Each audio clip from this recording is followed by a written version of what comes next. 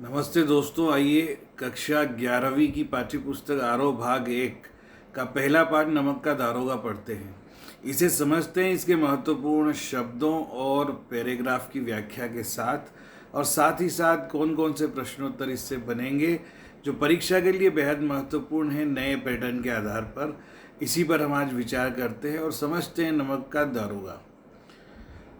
देखिए, इस जो लेखक लिखता है कि जब नमक का नया विभाग बना और ईश्वर प्रदत्त वस्तु के व्यवहार करने का निषेध हो गया तो लोग चोरी छिपे इसका व्यापार करने लगे। ईश्वर प्रदत्त वस्तु मतलब क्या?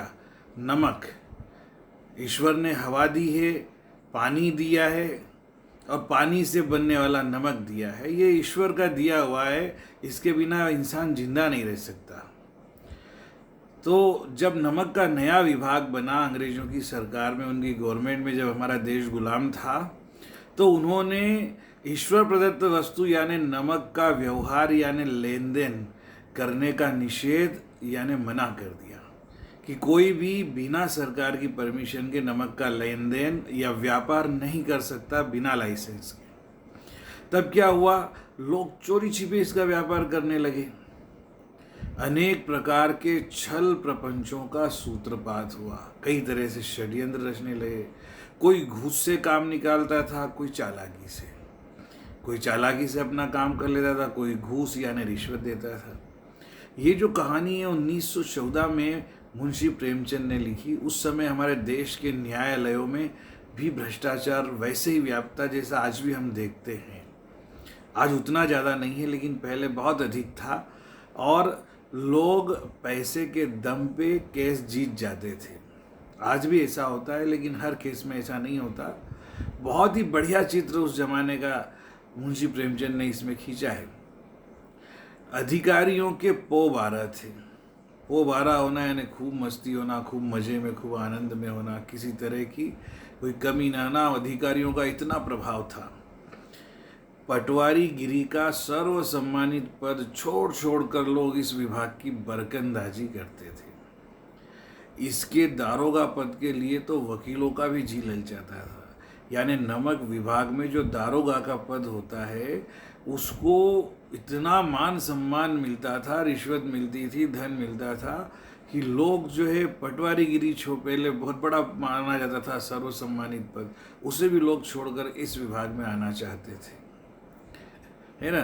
तो वकील भी चाहते थे कि हमें उनको ये डिपार्टमेंट मिले।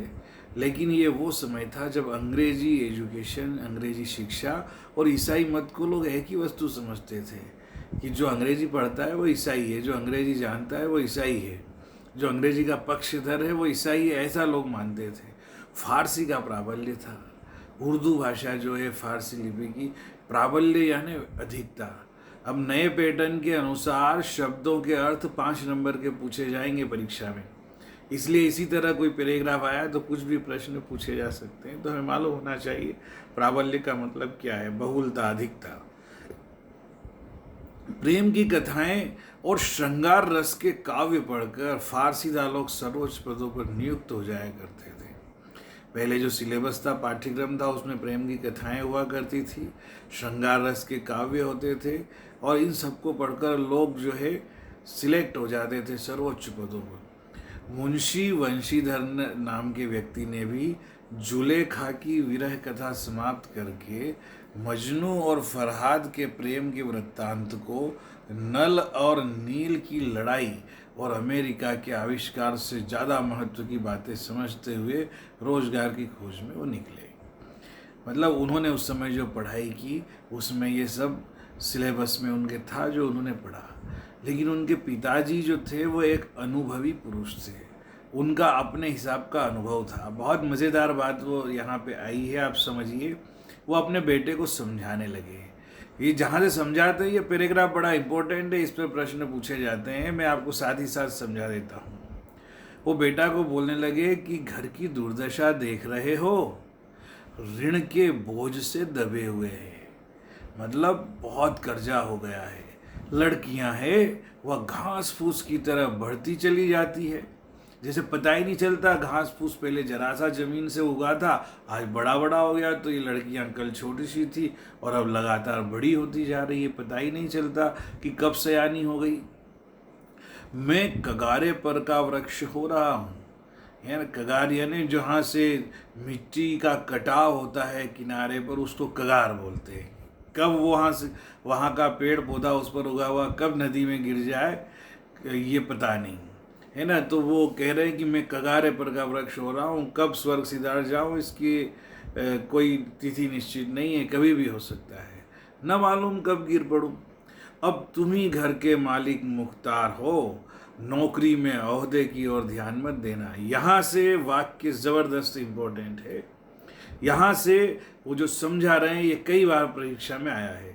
क्या बोलते हैं कि नौकरी में ओहदे की ओर ध्यान मत देना, तुम्हारा पद कितना इम्पोर्टेंट है, उसकी क्या गरिमा है, इस पर ध्यान देने की ज़रूरत नहीं है। तो फिर क्या करना, यह तो पीर का मजार है ना। कि नौकरी क्या है, जहाँ पे चढ़ावा आता है, पीर का जो मजार होता है, जो भी आता है मत्था टेकता है और चढ़ाता है, पैसे चढ़ाता है। तो निगाह किस पे रखना, उस चढ़ावे और चादर पे रखनी चाहिए। ऐसा काम ढूंढना जहाँ कुछ ऊपरी आय हो, कि जो ऐसी नौकरी करना जहाँ एक्स्ट्रा इनकम होती हो, रिश्वत मिलती हो, सीधा सीधा मतलब है। मासिक वेतन तो पूर्णमासी का चांद है, जो एक दिन दिखाई देता है और घटते घटते लुप्त हो जाता है। सैलरी तो महीने में एक बार मिलती है 1 तारीख को, और धीरे धीरे 30 तक खत्म हो जाती है। और ऊपर की जो आय होती है रिश्वत के रूप में, वो तो बहता हुआ पानी है, झरना है, जिससे सदैव प्यास बुझती है। वेतन तो मनुष्य देता है, इसी से उसकी वृद्धि नहीं होती। और ऊपरी आमदनी तो भगवान की कृपा से होती है, संयोग से होती है ना। ऐसे ग्राहक तो भगवान बेचता है, ये कहना चाह रहा है ईश्वर देता है, इसीलिए उसमें बरकत होती है। तुम स्वयं विद्वान हो, तो तुम्हें क्या समझाऊं। इस विषय में विवेक की बड़ी आवश्यकता है। मनुष्य को देखो, उसकी आवश्यकता को देखो, अवसर को देखो, उसके बाद जो उचित समझो करो। गरज वाले आदमी के साथ कठोरता करने में लाभ ही लाभ है, लेकिन बेगरज को दांव पर पाना जरा कठिन है। इन बातों को निगाह में बांध लो, यह मेरी जन्म भर की कमाई है। तो वो बता रहे हैं कि भाई आदमी की मजबूरी देखना, और जितना ज़्यादा रिश्वत दे सके उतनी ज़्यादा उससे ले लेना, है ना। एक इस उपदेश के बाद पिताजी ने आशीर्वाद दिया। वंशीधर आज्ञाकारी पुत्र थे, ये बातें ध्यान से सुनी और घर से चल पड़े। इस विस्तृत संसार में उनके लिए धैर्य अपना मित्र, ये जो वाक्य है यहाँ से फिर इम्पोर्टेंट है। पिताजी की सीख बड़ी इम्पोर्टेंट है, और फिर दूसरी फिर इम्पोर्टेंट है। जब वो चलते हैं तो क्या कथन, मुंशी प्रेमचंद की भाषा देखिए कि इस विस्तृत संसार में उनके लिए धैर्य अपना मित्र। ऐसे कुछ ही पैराग्राफ है जो इस पाठ में पढ़ने और समझने लायक है ना। वो कहते हैं कि इस विस्तृत संसार में उनके लिए धैर्य यानी पेशेंस ही उनका दोस्त था। बुद्धि अपनी पथ प्रदर्शक, उनको रास्ता दिखाने वाली, जो अच्छे बुरे की पहचान करने वाली उनकी बुद्धि थी, वो उनका पथ प्रदर्शक थी। आत्मावलंबन ही अपना सहायक था। सेल्फ कॉन्फिडेंस, सेल्फ डिपेंडेंसी की फीलिंग्स वो उनका खुद की सहायता करती थी। लेकिन अच्छे शकुन से चले थे, जाते ही जाते नमक विभाग के दारोगा पद पर प्रतिष्ठित हो गए, जिसको बहुत सम्मान वाला पद माना जाता था। वेतन तो अच्छा था ही, और ऊपरी आय का तो ठिकाना ही नहीं था। वृद्ध मुंशी जी को सुख संवाद मिला। क्या बात है, शब्द देखिए कि मुंशी जी जो उनके पिताजी थे वंशीधर के, उनको ऐसी खबर मिली जी कि बेटा आपका दारोगा बन गया है, तो उनका मन जो है फुलानी समाया, वो बड़े सुखी हो गए, बहुत खुश हुए। फूले नहीं समाए, फूले नहीं समाना है ना, बहुत खुश हो जाना है ना। फूले न समाना मुहावरा है। महाजन कुछ नरम पड़े, जिन्हों से उन्होंने उधारी ले रही थी, उनको लगा अब तो अपनी उधारी चुकता कर देंगे, इसलिए वो कठोरता अपनाना छोड़ दिया। कलवार की आशालता लहलहाई, पड़ोसियों के हृदय में शूल उठने लगे, है ना। उनसे जो भी उम्मीद रखते थे वो सब जो है लगे कि अब तो उम्मीद है ये सब अपनी चीज़ों की पूर्ति करेंगे, जो दिया हुआ है वापस लौटाएंगे। पड़ोसियों के हृदय में शूल उठने लगे। लेकिन जो पड़ोसी थे कि अरे बाप रे, इनका बच्चा तो नौकरी लग गया, खूब पैसे वाला हो गया, तो उन्हें ईर्ष्या भी होने लगी। अब देखिए यहाँ से कहानी का असली टॉपिक शुरू होता है। जाड़े के दिन थे और रात का समय। नमक के सिपाही चौकीदार नशे में मस्त थे। मुंशी जहाँ इनकी ड्यूटी लगी थी, ठंड के दिनों में रात का टाइम था। नमक के सिपाही जो थे और चौकीदार थे, वो सब शराब पीकर मस्त सो रहे थे। मुंशी वंशीधर को इस जगह पर आए अभी 6 महीने से भी ज़्यादा नहीं हुए थे, लेकिन थोड़े समय में ही उन्होंने अपनी कार्य कुशलता और उत्तम आचरण से अफसरों को मोहित कर लिया था। पूरी ईमानदारी से ड्यूटी करते थे। अफसर लोग उन पर बहुत विश्वास करने लगे। नमक के दफ्तर से 1 मील पूर्व की दिशा में यमुना नदी बहती थी। उस पर नावों का एक पुल बना था। दारोगा जी किवाड़ बंद किए मीठी नींद से सो रहे थे। अचानक आंख खुली तो नदी के प्रवाह की जगह गाड़ियों की गड़गड़ाहट, कल कल करके जो नदी के पानी की आवाज़ होती उसकी जगह गड़गड़ करते गड़गड़ाहट सुनाई दी गाड़ियों की, और मल्लाहों का कोलाहल सुनाई दिया। मल्लाह जो नाव को चलाता है उठकर बैठ गए। इतनी रात गए, गाड़ियां क्यों नदी के पार जाती है? उनके मन में प्रश्न उठा। अवश्य कुछ न कुछ गोलमाल है। और उनके जो ये आर्ग्यूमेंट उनके दिमाग में आया, इसने उनके डाउट को और पुष्ट कर दिया, कंफर्म कर दिया। वर्दी पहनी, तमंचा यानी पिस्तौल जेब में रखा और बात की बात में घोड़ा बढ़ाए हुए पुल पर आ पहुँचे। पहले वे बाइक वाइक नहीं हुआ करती थी, मोटरसाइकिल वगैरह, तो अधिकारियों को घोड़ा दिया जाता था। घोड़े की सवारी करके और वो पुल पर आ गए। गाड़ियों की एक लंबी कतार पुल के पार जाती हुई दिखी और डांट कर उन्होंने पूछा कि किसकी गाड़ियाँ हैं। अब आप देखिए, ये यहाँ पर नदी के बीच में नाव है, नाव के ऊपर पटिए का पुल है और गाड़ी, ये बैलगाड़ी में नमक लदा हुआ है। और मुंशी वंशीधर जी आ गए, पूछताछ करने लगे। थोड़ी देर तक तो सन्नाटा रहा, आदमियों में कुछ कानाफूसी हुई। तब आगे वाले ने कहा, ये पंडित अलोपी दीन की गाड़ियाँ हैं। कौन पंडित अलोपी दीन? तो उन्हें जवाब दिया, दातागंज के। मुंशी वंशीधर चौंके कि पंडित अलोपी दीन इस इलाके के सबसे ज़्यादा है ना रेपुटेड जमींदार थे, प्रतिष्ठित थे, लाखों रुपए का लेन देन करते थे। छोटे बड़े कोई ऐसा नहीं था जो उनके ऋण के तले नहीं दबाओ। व्यापार भी उनका खूब लंबा चौड़ा था। बड़े चलते पुर्जे आदमी थे। देखिए, चलते पुर्जे का मतलब होता है हर तरह से अपने काम को निपटा लेने वाला, ये येन केन प्रकारेण साम दाम दंड भेद अपनाने वाला। अंग्रेज अफसर उनके इलाके में शिकार खेलने आते थे, उनके मेहमान होते। 12 महीने सदाव्रत चलता था। मुंशी जी ने पूछा, गाड़ियाँ कहाँ जाएगी? उत्तर मिला, कानपुर। लेकिन इस प्रश्न पर कि इनमें क्या है, सन्नाटा छा गया, क्योंकि नमक भरा हुआ था और ये मतलब गैर तरीके से वो ले जा रहे थे, गैर कानूनी तरीके से।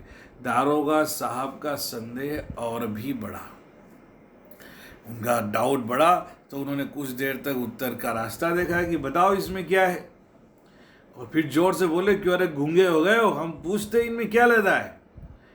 जब इस बार भी कोई जवाब नहीं मिला तो उन्होंने घोड़े को एक गाड़ी के पास लाए और सटाकर उन्होंने बोरे को टटोला तो उनका भ्रम दूर हो गया। नमक के ढेले थे उसमें, जिस पर तो सरकार ने रोक लगा रखी थी। पंडित अलोपी दीन अपने सजीले रथ पे सवार, जो इन सब के डॉन कहना चाहिए उनको, ये काम धंधे के व्यापार के, वो पंडित अलोपी दीन जो माफिया थे इसके, वो अपने सजीले रथ पे सवार कुछ सोते और कुछ जागते चले आते थे, है ना। अचानक कई गाड़ी वालों ने घबराए हुए उनके पास पीछे पीछे जाके जगाया और बोले, महाराज, दारोगा ने गाड़ियां रोक दी है और घाट पर खड़े वो आपको बुला रहे हैं। पंडित अलोपी दीन का तो लक्ष्मी जी पर अखंड विश्वास था। लक्ष्मी यानी पैसा, रिश्वत पर उनका अखंड विश्वास था, है ना। और वो जानते थे कि धन से दुनिया के किसी भी ऑफिसर को खरीदा सकता है। सब लोग बिक जाते हैं, सब जो है कहीं ना कहीं लोभ में आ जाते हैं। वो मानते थे कि धरती पे क्या, स्वर्ग में भी लक्ष्मी का ही राज्य है।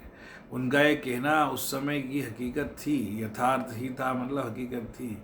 न्याय और नीति, ये इम्पोर्टेंट सेंटेंस है, यहाँ से 4-5 लाइनें आप समझ लीजिए। न्याय और नीति सब लक्ष्मी के ही खिलौने हैं। उनका मानना था कि पैसे से ही आदमी को न्याय मिलता है और उसके साथ नीति होती है।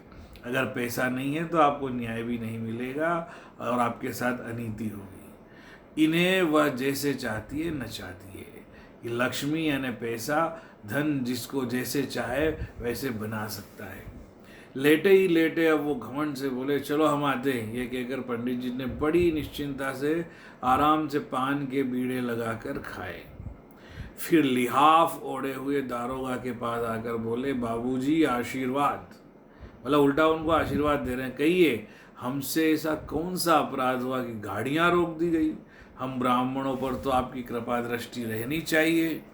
वंशीधर तो बड़े अपने ईमानदारी से ड्यूटी कर रहे थे। वो रूखाई से बोले, सरकारी हुक्म। तो पंडित अलोपीदीन ने हंसकर कहा, अरे हम सरकारी हुक्म को नहीं जानते और न सरकार को। हमारे सरकार तो आप ही है, हमारा और आपका तो घर का मामला है।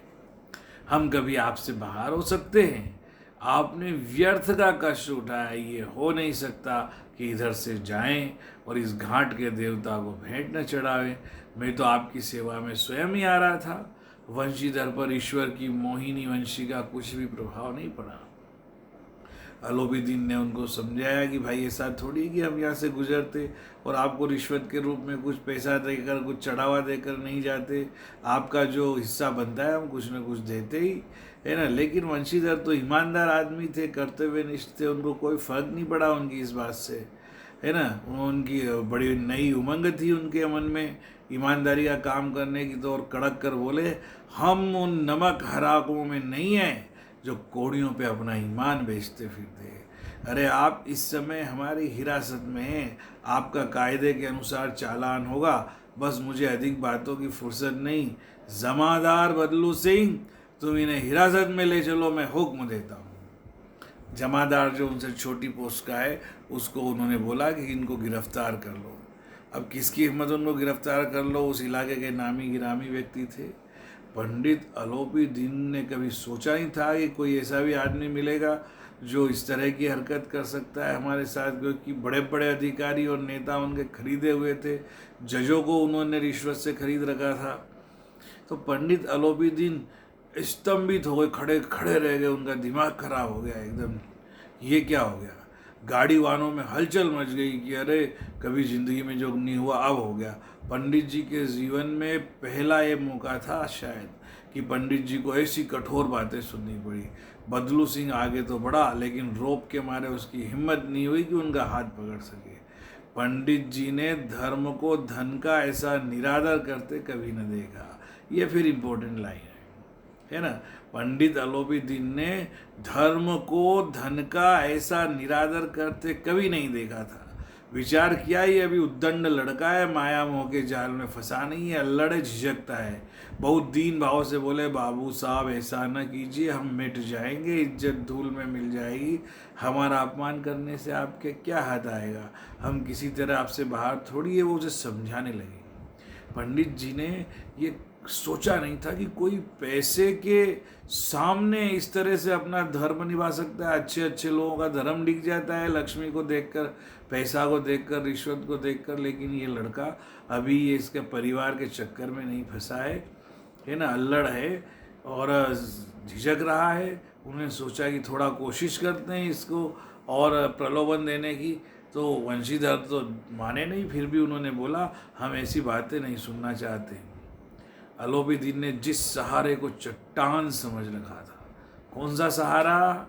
ये भी बहुत इंपॉर्टेंट सेंटेंस है। अलोपीदीन ने धन के सहारे को, लक्ष्मी के सहारे को ये समझ रखा था कि लक्ष्मी को सामने तो कोई कुछ नहीं कर सकता। चट्टान की तरह मजबूत होता है धन की ताकत।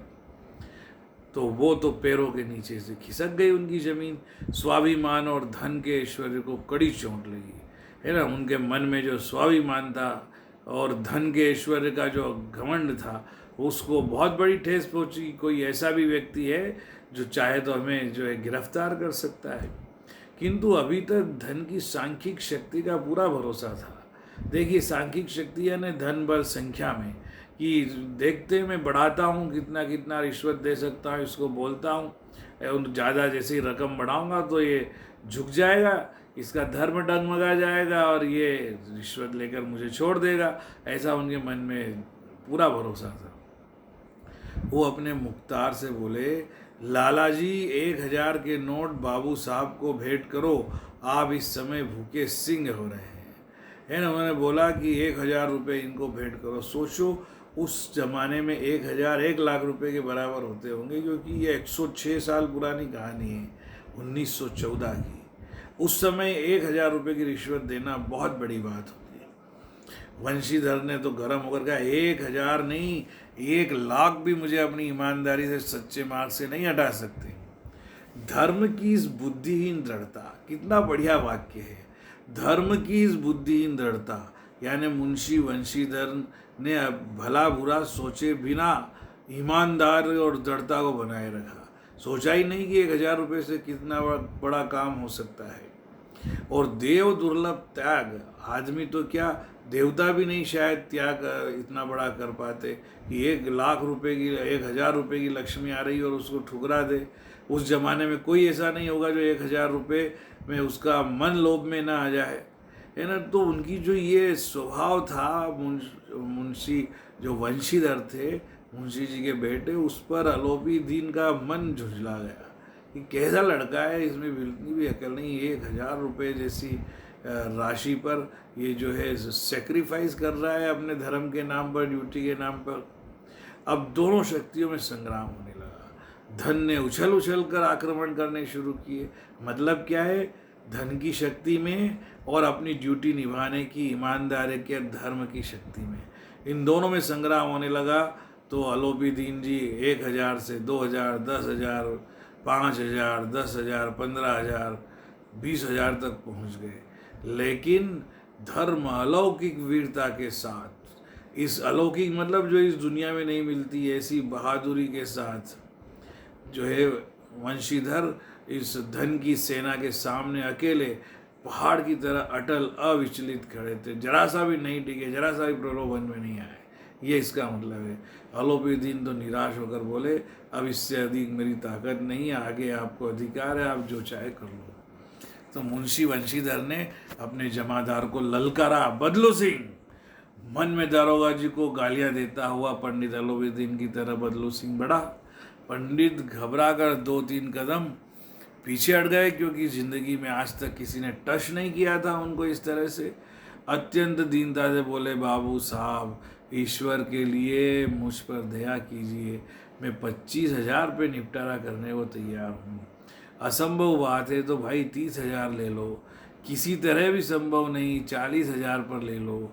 अरे भाई वंशीधर थे, बोले 40,000 नहीं 40 लाख पर भी असंभव है, मैं ईमानदार आदमी हूँ, आपने गलत किया है तो इसकी सज़ा आपको मिलेगी, आपका चालान कटेगा, आपको गिरफ्तार होना पड़ेगा। और पंडित अलोपी दीन जी ये सोच रहे थे, अगर मुझे गिरफ्तार कर लिया तो मेरे गिरफ्तार होने की खबर जब समाज में फैल जाएगी, शहर में फैल जाएगी, तो मेरी इज्जत तो मिट्टी में मिल जाएगी। और ये जो है बहुत ही उनके लिए बेकार स्थिति थी और भयंकर स्थिति थी। बदलू सिंह, इस आदमी को अभी हिरासत में ले लो, ऐसा कहा वंशीधर जी ने। अब मैं एक शब्द भी नहीं सुनना चाहता। धर्म ने धन को पैरों तले कुचल डाला। बहुत इंपॉर्टेंट लाइन है ना। मतलब वंशीधर की ईमानदारी और कर्तव्य निष्ठा ने जो है अलोपी दीन की पैसे की ताकत को रौन दिया, उसकी ताकत के प्रलोभन में नहीं आए, कोई प्रभाव नहीं पड़ा। अलोपी दीन ने एक हष्ट पुष्ट आदमी को हथकड़ियाँ लिए हुए अपनी तरह आते देखा और चारों ओर वो निराश कातर यानी दया दृष्टि से देखने लगे कि कोई उन पे कोई कृपा कर ले। इसके बाद वो देख नहीं पाए और मूर्छित होकर गिर पड़े। देखिए, ये हो गया पहला पार्ट ख़त्म। उनको गिरफ्तार कर लिया और अदालत में ले जाने की तैयारी हो गई। दूसरे दिन जब उनको न्यायालय में ले जाते हैं, उसके पहले दुनिया सोती थी पर दुनिया की जीभ जागती थी, है ना। मतलब भले ही दुनिया सो रही हो रात में भी, लेकिन उसकी जीभ जागती थी। मतलब ये काना फूसी चल रही थी। सवेरे देखो तो बालक वृद्ध सुबह होते होते सबको खबर पहुंच गई कि जिसे देखी वह पंडित जिसके इस व्यवहार पर टीका टिप्पणी कर रहा था कि अरे भाई, निंदा की बौछारें हो रही थी, मानो संसार से अब पापी का पाप कट गया। हर तरह से सारी बातें सब लोगों को पता चल गई कि अलोपी दीन जी को ऐसे ऐसे काम में गिरफ्तार किया गया है। पानी को दूध के नाम से बेचने वाला ग्वाला, जो पानी दो दूध में पानी मिलाकर बेचता था, वो भी आज बहुत ईमानदारी की बातें करने लगा, है ना। कल्पित रोज नामचे भरने वाले अधिकारी वर्ग, है ना। कोई काम रोज नामचा, मतलब आज डेली डायरी बोलते हैं इसको तो एक्चुअल में क्या है कि वो रोज क्या किया, तो वो अपने मन से ही कुछ भी कल्पना करके, और रोज नामचा भरने वाला अधिकारी, रेल में बिना टिकट सफ़र करने वाले बाबू लोग, जाली दस्तावेज बनाने वाले सेठ, साहूकार, तो इस प्रकार से सब के सब आज देवता हो गए थे, सब गर्दनें चला रहे थे। जब दूसरे दिन पंडित अलोपी दीन अभियुक्त यानी आरोपी होकर कांस्टेबलों के साथ हाथों में हथकड़ियाँ, हृदय में आत्मग्लानि और क्षोभ भरे लज्जा से शर्म से गर्दन झुकाए अदालत की तरफ चले, तो सारे शहर में हलचल मच गई। मेलों में कदाचित आंखें इतनी व्यग्र नहीं होती होगी जितने बेचैनी के साथ इनको देखा जा रहा था। भीड़ के मारे छत और दीवार में कोई भेद न रहा। अरे इतना नामी गिरामी व्यक्ति, शहर का प्रसिद्ध व्यक्ति, पैसे वाला, जिसको आज तक किसी ने टच नहीं किया, उसको कोई गिरफ्तार करके ले जाए तो लोग छत से, जमीन से, हर जगह इतनी भीड़ हो गई थी शहर में कि सब पंडित अलोपी दीन की तरफ देख रहे थे। लेकिन किन अदालत में पहुंचने की देर थी, बस वहाँ तो उनका काम होना ही था, क्योंकि उनके पास पैसे की ताकत थी। वंशीधर ने नहीं लिए तो क्या हुआ, बाकी दुनिया तो भ्रष्ट थी।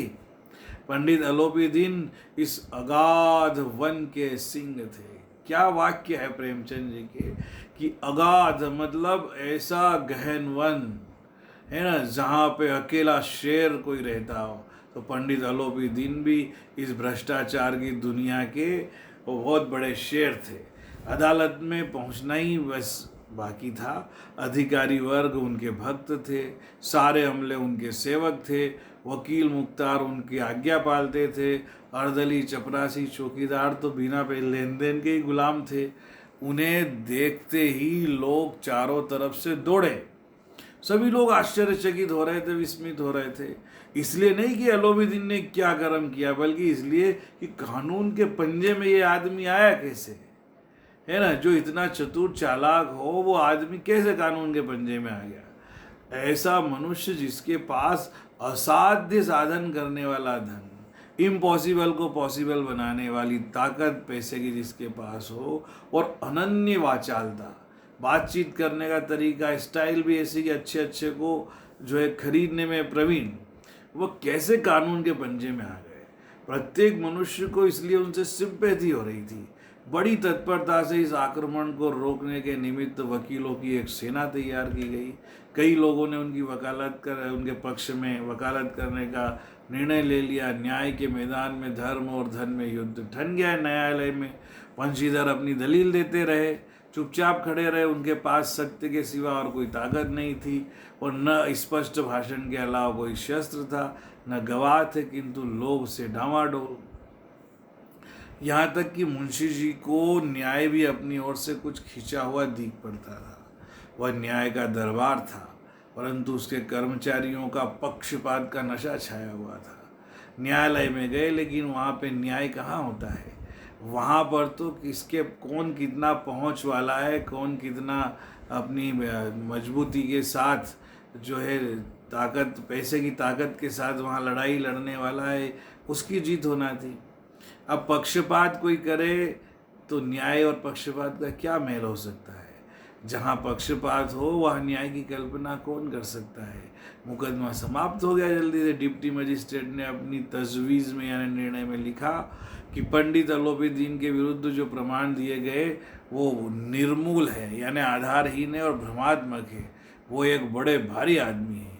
ये बात तो सोच के ही बाहर है कि उन्होंने थोड़े से लोभ के लिए इतना बड़ा दुस्साहस किया हो।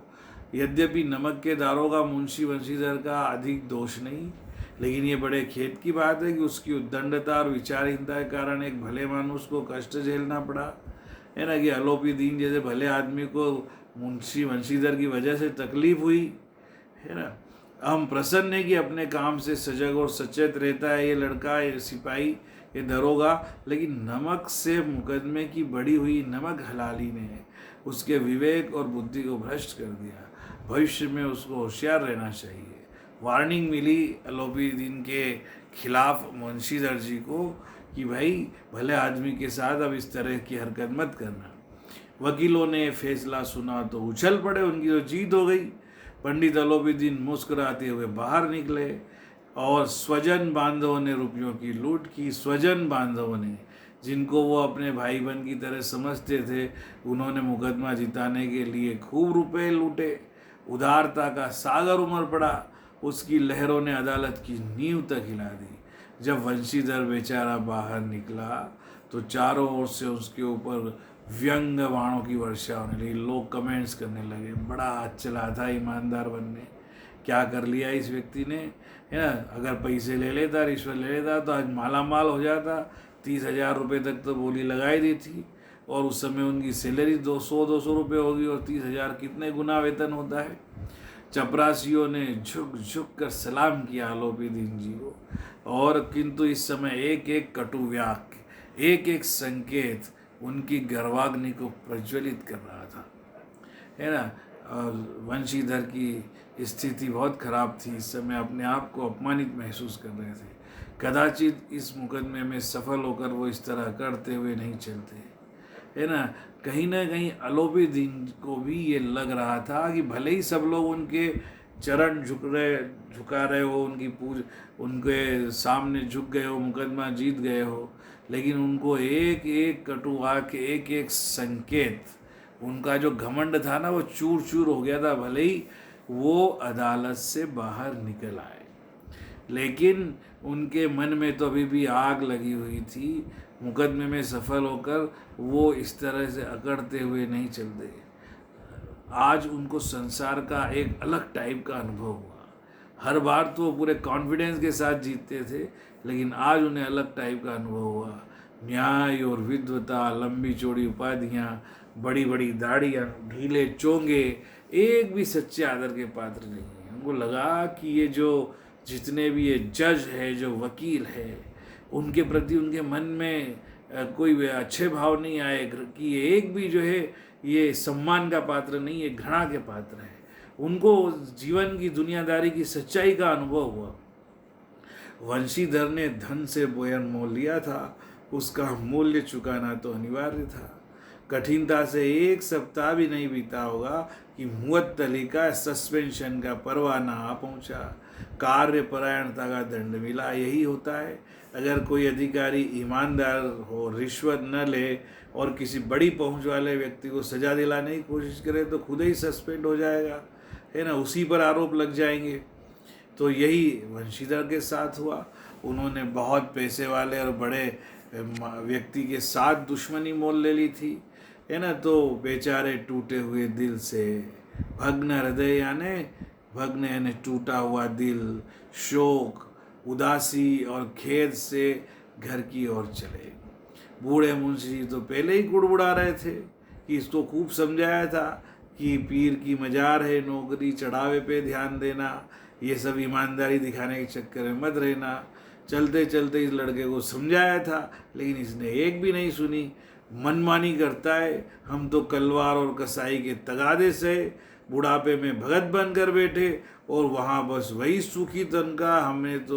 हमने भी तो नौकरी की है, और कोई ओहदेदार नहीं थे हम, लेकिन काम किया, दिल खोल कर काम किया, और ये ईमानदार बनने चले। बोले लगे कि जहाँ कुछ भी थोड़ा बड़ा पैसा मिला हमने सबका काम कर दिया। घर में चाहे अंधेरा हो, मस्जिद में दिया जलाएंगे। खेद ऐसी समझ पर पढ़ना लिखना सब अकारत गया। बोले इस लड़के को पढ़ाया लिखाया सब बेकार हो गया, और बड़ा ईमानदारी के चक्कर में नौकरी गंवा कर आ गया। इसके थोड़े ही दिनों बाद जब मुंशी वंशीधर इस दुरावस्था में घर पहुँचे और बूढ़े पिताजी ने समाचार सुना तो सिर पीट लिया। वो बोले, जी चाहता है कि तुम्हारा सिर फोड़ डालूं। बहुत देर तक पछता पछता कर वो मलते रहे। क्रोध में बहुत सारी गलत सलत बातें बोली उनको, लेकिन वंशीधर वहाँ से अगर हट नहीं जाते पिताजी के सामने से तो जरूर उनके गुस्से में वो ठोक ठाक देते। वृद्धा माता को भी दुख हुआ। जगन्नाथ और रामेश्वर की यात्रा है कि सोच रही थी कि बेटा तो खूब पैसे कमाएगा, मैं चारों धाम की यात्रा कर लूँगी उससे। और पत्नी ने तो कई दिनों तक उनसे मुंह से सीधे मुंह बात भी नहीं की, है ना। कि पत्नी भी सोचती है कि रिश्वत के पैसे से ज्वेलरी आएगी घर में और सारा सुख मिलेगा, लेकिन ईमानदार आदमी के साथ शादी हो गई तो कहाँ से ज्वेलरी आए। इसी तरह एक सप्ताह बीत गया। शाम का समय था। देखिए ये एंड जो है इस चैप्टर का बड़ा ज़बरदस्त है। संध्या का समय था। बूढ़े मुंशी जी बैठे राम नाम की माला जप रहे थे। इसी समय उनके द्वार पर सजा हुआ रथ आकर रुका। जबरदस्त एंड है कहानी का। हरे और गुलाबी पर्दे, पछैये बेलों की जोड़ी। पछैये बेल पहले जो बहुत महंगे बेल आते थे, उनकी गर्दन, उनकी जाति को पछैया बोलते थे।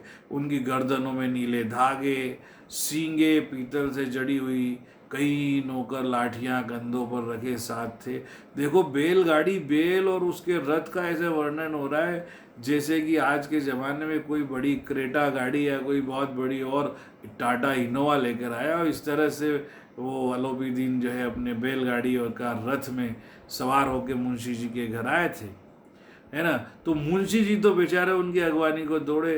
देखा, आ रहे तो पंडित अलोपी दीन ने रथ में सवार होकर आ रहे, और उन्होंने झुक करके उनको दंडवत प्रणाम किया, लेट गए पैर में, लल्लो चप्पो की चापलूसी की बातें करने लगे। अरे हमारा भाग्य उदय हो गया जो आपके चरण इस द्वार पर आए, आप तो हमारे देवता हो, आपका कौन सा मुंह दिखाऊं, मेरे बच्चे ने आपके साथ क्या किया, मुंह में तो कालिक पोती इस लड़के ने, क्या करें, लड़का अभागा है, कपूत निकला, नहीं तो आपसे क्यों मुंह छिपाना पड़ता। देखिए, ईश्वर निसंतान रखे, बिना औलाद का रहता तो अच्छा होता है, ऐसी संतान नहीं देना चाहिए किसी को। अलोपी दीन ने कहा, नहीं भाई साहब ऐसा मत कहिए। मुंशी जी ने चकित होकर कहा, ऐसी संतान को और क्या कहूँ। अलोपी दीन ने वात्सल्यपूर्ण स्वर में कहा कि ये तो आपके कुल का तिलक है। पुरुषों की कीर्ति उज्जवल करने वाले संसार में ऐसे कितने लोग हैं जो धर्म पर अपना सारा सब कुछ अर्पण कर सके। अपनी ड्यूटी के सामने इसने नौकरी को दांव पे लगा दिया, इसने सारे 30,000 रुपये जैसे रिश्वत को ठोकर मार दी। ऐसे इंसान कितने हैं दुनिया में, कहाँ मिलेंगे आपको ऐसा बेटा। पंडित अलोपी दीन ने वंशीधर से कहा, दारोगा जी, मैं इसे खुशामद मत समझिए। खुशामद करने के लिए मुझे इतना कष्ट उठाने की ज़रूरत नहीं थी। उस रात को आपने अपने अधिकार बल से मुझे अपनी हिरासत में लिया था। देखो बच्चों, बहुत ज़बरदस्त बात है। एक दारोगा, एक पुलिस का व्यक्ति अगर ईमानदार है इंस्पेक्टर, तो वह अरबपति करोड़पति को भी गिरफ्तार कर सकता है। कानून की जो ताकत है, पद की जो गरिमा है, उसको समझने वाले लोग ही समझते हैं। और इस बात को पंडित अलोपी दीन ने भी समझा, और उन्होंने देखा कि ड्यूटी के सामने अच्छे अच्छों को झुकाया जा सकता है। वो बोल रहे कि मैंने हजारों रईस देखे, अमीर देखे, लेकिन ये इस तरह का आपके जैसा ईमानदार आदमी नहीं देखा। अरे आज तो, उस दिन तो आपने मुझे हिरासत में लिया था, आज तो समझ लो मैं खुद आपकी हिरासत में आ गया हूँ, है ना। आपने मुझे जो परास्त किया तो दुनिया में आप ही ने किया, कोई दूसरे इंसान में इतनी औकात नहीं थी, इतनी ताकत नहीं थी जो मुझे परास्त कर सकता है। अरे मैंने सबको अपना और अपने धन का गुलाम बनाकर छोड़ दिया। मुझे आज्ञा दीजिए कि आपसे कुछ विनय करूं, कुछ रिक्वेस्ट करूं। वंशीधर ने अलोपी दीन को आते देखा तो उठकर सत्कार किया, किंतु स्वाभिमान सहित। फिर भी उसके मन में स्वाभिमान था, वो बिल्कुल भी शर्म नहीं थी कि उसने कुछ गलत किया हो। समझ गए कि ये महाशय मुझे लज्जित करने और जलाने आए। वंशीधर ने सोचा कि ये और मुझे जो है, अब इन्होंने पैसे के दम पर अदालत से केस जीत लिया तो मेरा अपमान करने आए कि बताओ तेरी ईमानदारी से क्या मिला तुझे, है ना। तो उन्होंने फिर माफ़ी नहीं मांगी, क्षमा प्रार्थना की, कोई चेष्टा नहीं की, वरन अपने पिता की यह ठकुर सुहादी बात जो उनको बड़ी असह्य असहनशील प्रतीत हुई। पंडित जी की बातें सुनी तो मन का मेल मिट गया। पंडित जी की ओर उड़ती हुई दृष्टि से देखा। पंडित जी के मन में वंशीधर के लिए सद्भाव झलक रहा था। गर्व ने अब लज्जा के सामने सिर झुका दिया। शर्माते हुए बोले, अब जो वंशीधर को जो अपने आप पे घमंड था, है ना, अब जब उन्हें देखा कि अलोपीदीन तो लज्जित है तो उसके सामने उन्होंने अपना सिर झुका दिया और शर्माते हुए बोले कि पंडित जी ये तो आपकी उदारता है जो आप ऐसा कहते हैं। मुझसे जो कुछ अविनय हुई उससे क्षमा कीजिए। मैं धर्म की बेड़ी में जकड़ा हुआ था, मैं अपनी ड्यूटी पर था, अपना कर्तव्य निभा रहा था। वैसे तो मैं आपके सेवक की जैसा हूँ, आज्ञा होगी तो सिर माथे पर, आप बताइए क्या करना चाहिए मुझे। अलोपीदीन ने विनीत भाव से कहा कि भाई नदी तट पर आपने मेरी प्रार्थना नहीं स्वीकार करी थी, लेकिन आज तो स्वीकार करना पड़ेगी। क्या करना पड़ेगा? वंशीधर बोले, मैं किस लायक हूँ, किंतु जो कुछ मुझसे सेवा हो सकती है मैं उसमें गलती नहीं करूँगा, बताइए क्या करना है। अलोपीदीन ने एक स्टाम्प पेपर निकाला और उसे वंशीधर के सामने बोले कि इसमें ये आपका अपॉइंटमेंट का एक एफिडेविट है, इसको स्वीकार कर लो, इस पे अपने हस्ताक्षर कर दो। मैं ब्राह्मण हूँ, जब तक ये सवाल पूरा नहीं करेगा यहाँ से जाऊँगा नहीं, आपको साइन करना ही पड़ेगी। अब वो मुंशी वंशीधर ने सोचा ही क्या है, उन्होंने उस कागज़ को पढ़ा तो कृतज्ञता से उनकी आंखों में आंसू आ गए। पंडित अलोपीदीन ने उनको अपनी सारी जमीन जायदाद जो करोड़ों अरबों की थी उसका स्थायी मैनेजर नियत कर दिया। इतना विश्वास किया और बोला कि 6,000 वार्षिक वेतन के अलावा रोज का खर्चा अलग मिलेगा, सवारी के लिए घोड़े मिलेंगे, रहने को बंगला मिलेगा, नौकर चाकर एक्स्ट्रा फ्री में मिलेंगे। अरे तो इतना बड़ा उपकार किया अलोपीदीन ने। तो कहने लगे वंशीधर कि अरे पंडित जी, मुझ में इतनी ताकत कहाँ है, आपकी उदारता की प्रशंसा करने लायक मैं नहीं हूँ, लेकिन इतने बड़े पद के लिए, इतनी सुविधाओं के लिए भी मैं लायक नहीं हूँ। अलोपीदीन हंसकर बोले, मुझे इस समय एक योग्य व्यक्ति की ज़रूरत नहीं है, अयोग्य मनुष्य की ज़रूरत है। इसका क्या मतलब है कि भाई मुझे तो अयोग्य व्यक्ति की ज़रूरत है। उनके हिसाब से कि दुनिया में जितने भी योग्य है ना, जो अपने आप को योग्य समझते, पढ़े लिखे समझते, वो सब पैसे के सामने झुक जाते हैं और ड्यूटी के साथ गद्दारी करते हैं। आप ही एक ऐसे आदमी हो जो उनके लिए नज़रों में अयोग्य हो, लेकिन मेरी नज़रों में आपसे बड़ा और कोई व्यक्ति नहीं। वंशीधर ने बड़े गंभीर भाव से कहा, मैं तो आपका दास हूँ, आप जैसे कीर्तिवान सज्जन पुरुष की सेवा करना तो मेरे लिए सौभाग्य की बात है, किंतु मुझ में न तो विद्या है, न बुद्धि है, न वो स्वभाव है जैसा आप चाहते हैं जो इन त्रुटियों की पूर्ति कर देता है। ऐसे महान कार्य के लिए, इतनी बड़ी जमीन जायदाद और इस सब के लिए तो एक बहुत ही मर्मज्ञ और अनुभवी मनुष्य की ज़रूरत है, जिसको अनुभव हो इस तरह की चीज़ों का। तो अलोपीदीन ने कलमदान से कलम निकाली और वंशीधर के हाथ में दे के बोले कि भाई साइन करो, मुझे न तो विद्वता की चाह है, ये बहुत ज़बरदस्त सेंटेंस है, परीक्षा में आज पूछा जाता है, न मुझे विद्वता की चाह है और न अनुभव की, न मर्मज्ञता की, न कार्य कुशलता की। ये सब गुणों का महत्व मैं खूब पा लिया है। मुझे इस तरह का इंसान नहीं चाहिए जो बड़ा टैलेंटेड हो, बड़ा एक्सपीरियंस हो, बोले ऐसे आदमी की ज़रूरत नहीं है, ये सब बेईमान होते हैं। अब सौभाग्य से मुझे एक ऐसा ईमानदार मोती मिला है जिसके सामने ये सारी योग्यता विद्वता फीकी पड़ जाती है। कलम लीजिए, ज़्यादा सोच विचार न कीजिए, दस्तखत कर दीजिए। परमात्मा से, भगवान से यही प्रार्थना है कि वो आपको वैसा ही नदी के किनारे वाला बेमुरव्वत उद्दंड कठोर लेकिन धर्मनिष्ठ, अपनी ड्यूटी ईमानदारी से निभाने वाला दरोगा आपको हमेशा बनाए रखे।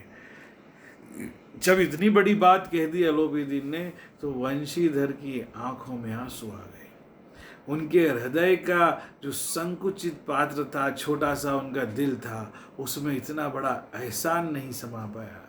एक बार फिर उन्होंने पंडित जी की ओर भक्ति और श्रद्धा की दृष्टि से देखा। और कांपते हुए हाथ से उस मैनेजरी के कागज़ पर सिग्नेचर कर दिए और अलोपीदीन मन से खूब प्रफुल्लित हुए, खुश हुए और उन्होंने वंशीधर को गले से लगा लिया। दोस्तों